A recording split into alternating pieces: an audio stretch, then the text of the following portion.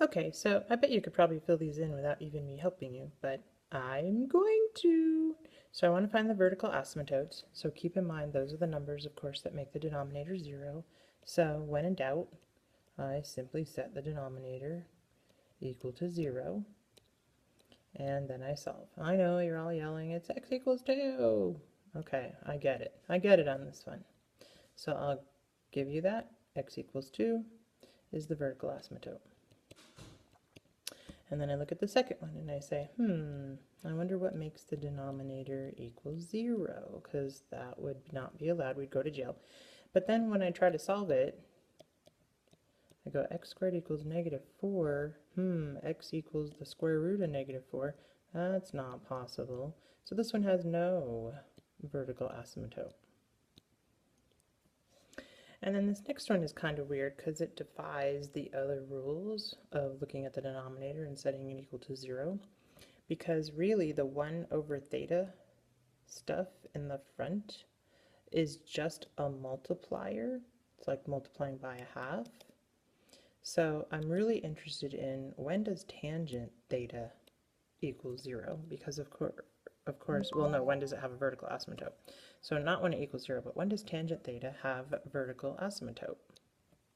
So if I make a quick graph like I did over here on the right, I can remember when tangent actually has vertical asymptotes. So I can see that, let's say it starts at pi over 2, because honestly I could start anywhere, and then it repeats itself every pi k. So those are the vertical asymptotes for tangent of theta over theta. So on these next ones, I want to decide if it's an asymptote or if it's a hole, essentially. So of course, when I see this first one, I go, yay, I know exactly what to do with that. I'm going to factor it. And then I notice magic happens. So when those cancel out, of course, I remember I get a hole.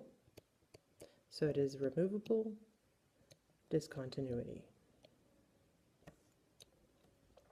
at x equals negative 1. And I bet when you look at the next one, you jump right on that again and say, oh, x minus 1, or x equals negative 1, that has to be a vertical asymptote, except I have a trig function in there, and they don't act normal. And so then, hopefully you notice, oh my gosh, look, these match. So if I were to take the limit, where I think there might be a discontinuity, in this particular case, I would think, oh, something's weird happening at negative 1. But since those match for that particular no-no number, then this is all going to turn into 1. That's building off our magic formula of the limit as, in our case, it was as x went to 0. But keep in mind, what was the no-no number on this? Oh yeah, can't use 0. So whenever I have that limit and I have this same setup like I have in my magic formula up here, it's really about the limit approaching that no-no number. And then I still get that same result. And if I look at this graph, it'll look like this. And so if I go and check what's happening at negative 1, I can see in fact that it's approaching 1. Actually redraw your graph, and because that should have been shifted over slightly so that I get it approaching 1. Okay. As a matter of fact, on this one, a good rule of thumb, this is a more definitive formula for the sine, crazy sign special case, is that as x approaches c, so whatever my no-no number is, in any case, if these are a match and I'm approaching that no-no number, I always get 1. So there would be no vertical asymptote at x equals c.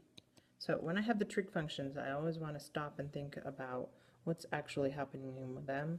It's not just an automatic, oh, gotta be approaching infinity. Yeah, I actually have to stop and look at what the trig function does. So on this next one, I'm going to make a list of all the things I know because it's a rational polynomial function. So the vertical asymptote I know is at 1. I know horizontal is negative 1 because the degree of numerator and denominator is the same. They're both 1. And so I use leading coefficient over leading coefficient, and I'm going to run out of time.